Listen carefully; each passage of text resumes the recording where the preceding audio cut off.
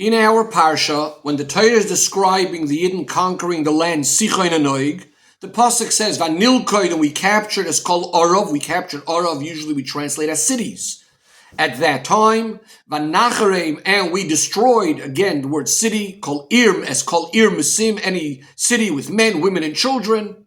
And then the pasuk says, Lehoisa Kiria. This is going to be our key word in our Sicha. There was no Kiria, Asher Sagva Mimenu, that was stronger than us. Now, Kiria is some other sort of city. We're going to try to figure out what this word Kiria means. A similar expression we have in the war against Oig, Lehoisa Kiria, Asher Lilokachnu Miitum. There was no Kiria that we didn't take away from them. Now, from the fact that the Torah first uses the expression that he captured the Orim, the cities, and then it says that there was also no Kiria that was stronger than us or that we didn't take, it seems to be implying there's some sort of chiddush, there's some sort of novelty. Not only did we get the Orim cities, but we also got these Kiryos. What is the difference between an Ir and a Kirya? So there are Mefarshim that say that an Ir is a city without a wall, and a Kirya is a fortified city with a wall. In fact, the pasuk immediately afterwards says, Kol Eila, all of these were Orim B'tzures, these were fortified cities, Levad Me'aria Prazi, besides the cities that were there without walls. In other words, we're saying they didn't only take the cities that were open cities without walls, they also conquered the cities with the walls. But the Rebbe says, if anything, that pasuk actually proves the opposite. The actual fact that the pasuk is now telling us that there's a difference. We're saying all of these were the fortified cities, and then there are the cities without walls.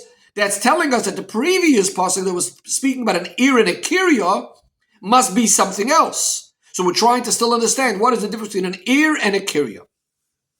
The author of the Seder HaDoros, in his sefer called Erkei HaKinuyim, describing different words in Lashon Kodesh, their meanings, etc., explains that a Kirya is a city that's populated with people, inhabitants, whereas the word Ir could be a place even without inhabitants, without people living, without the population.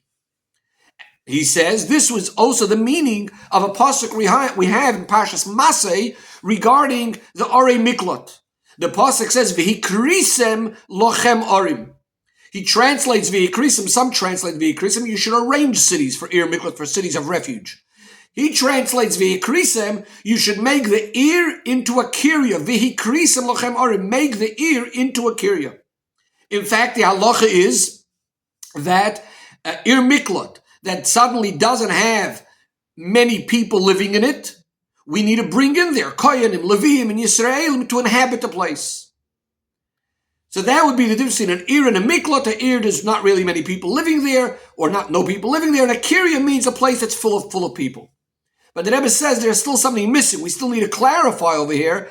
Clearly, the Arim in our Psukim are also speaking about cities with people. The pasuk clearly mentions that these were Ir, Mesim, and cities with men, women, and children. And then the Torah says, not only did we get these Arim with the men, women, and children, we also got Kirya.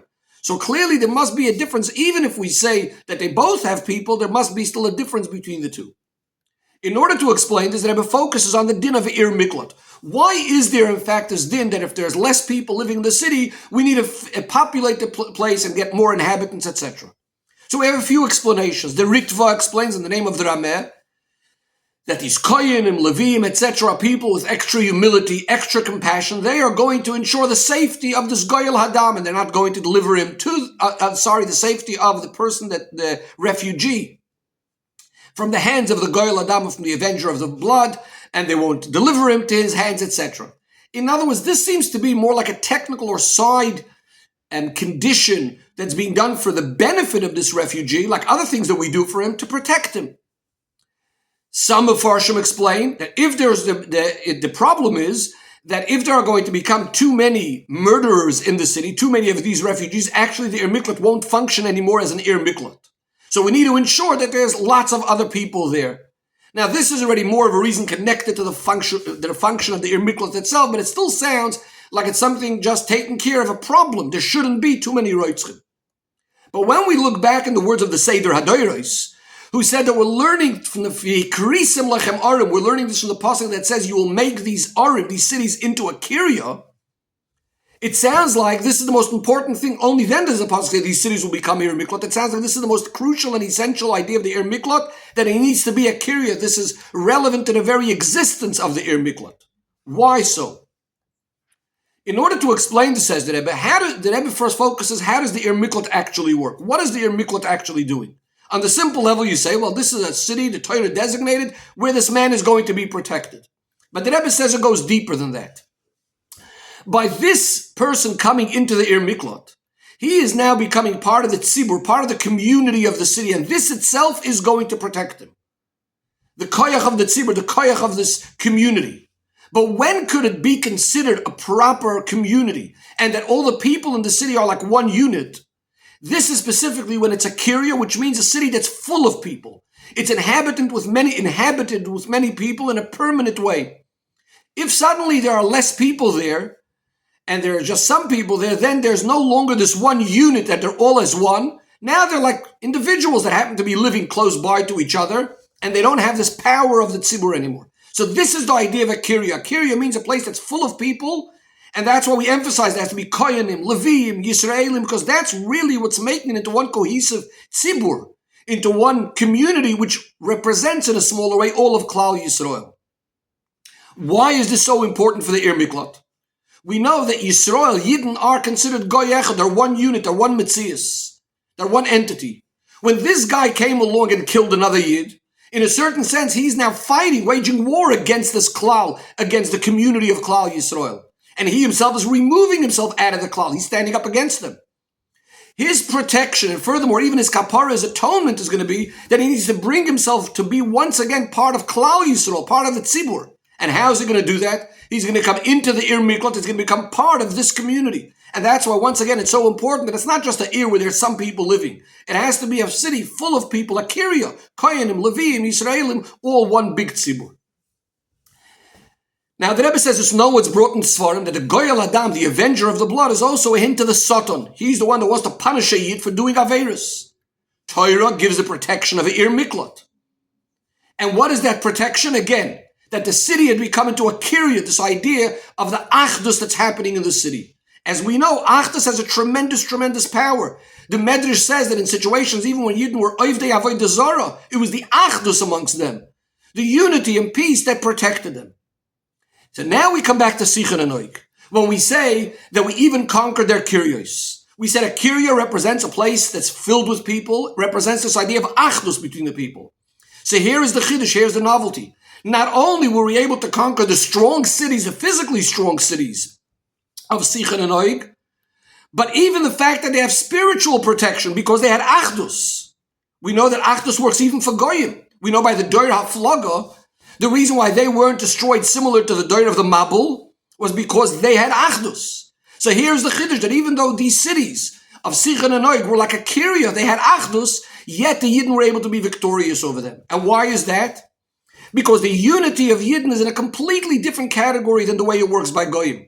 By Goyim, they might be united, but for certain activities, for certain things they do together. But it's not an essential achdus. They're not one unit. By them, you don't have this concept that they're called a tzibur. And therefore, when Yidden come with the power of their achdus, they are able to remove any protection that the Goyim had gained by their achdus and be able to overcome them. And now the Rebbe says, so why is it specifically by these wars of Sichon and Oig where the Torah emphasizes this idea? Because we know that conquering Sichon and Oig, this is on the way of conquering Eretz Yisrael. One of the big kedushim that happen when the Yidden come into Eretz Yisrael is exactly this. This is when they really get this geder, this idea of being one unit, one tzibur. This is when the Yidden become guarantors for each other, responsible for each other, and therefore as an introduction, as a preparation to go into Eretz Yisrael, they first need to nullify the kiryah idea, this achdus that Klippa has, and only then could they continue going into Eretz Yisrael. And the power, how do they do it? Is when they themselves are standing with achdus. Because even as they're on the way into Eretz Yisrael, they're already gaining, at least somewhat, this idea of a tzibur that they're going to have fully as they come into Eretz Yisrael. And the Rebbe concludes and says, we know that these parshias, we read in the times of the 3 weeks. This is the time that we commemorate the Churban, the Golus, which came because of sinas chinam, baseless hate. The Geula comes by nullifying the reason of the Golus, which is when we have Shalom and Achdus. So here we have the Hoirois in these parshias. First, we have in Parshas Masei, which is dealing with the journeys of the Yidden, representing the journeys of the Yidden through the Midbar, through Galus. And in this parsha, we are told about the Ir Miklot ve'ikrisim lachemor. Make those cities into a kirya. Have that achdus. And that will protect you like the Ir Miklot. That will protect you from the Goyal Adam, from the Satan, from all the Klippa. But then we are told even more in Parshas Devorim that we conquered all the kiryas. We nullified all the kiryas of Klippa completely. And then therefore we're immediately ready to go into the land, not only the land of Sichon and Noig, in the land of the 7 nations, but even there where Hashem broadens the borders, giving us Keni, Knizi, V'Kadmoni, the 3 extra nations, all Bevias Mashiach Tzidkenu, by the Gula Mitzvah Shleima B'Meheir V'Yameinu Mamash.